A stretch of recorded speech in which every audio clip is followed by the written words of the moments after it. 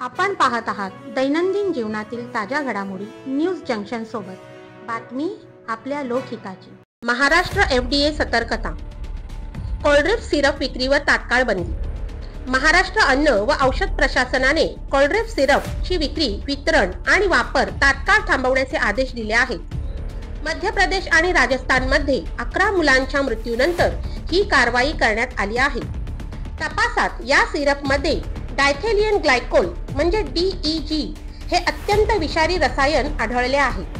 हा syrup सेर्सन pharma, Kanchipuram, Tamil Nadu यांनी मे 2025 मध्ये तयार केला असून त्याची मुदत एप्रिल 2027 पर्यंत आहे।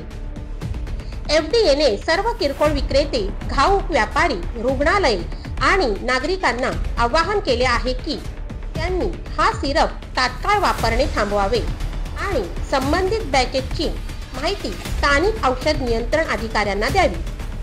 केंद्रीय औषध मानक नियंत्रण संस्था यांनी उत्पादक कंपनी विरुद्ध कठोर कारवाई करण्याचे निर्देश दिले आहेत। मध्य प्रदेश आणि राजस्थान सरकारने आधीच या सिरपवर बंदी घातली असून केरळ आणि तेलंगणानेही जनतेला इशारा दिला आहे। आरोग्य मंत्रालयाने 2 वर्षाखालील मुलांना कफ सिरप देऊ नये असा सल्ला दिला आहे। नागरिकांनी कोणतीही संशयास्पद औषध माहिती तात्काळ अधिकाऱ्यांना कळवावी।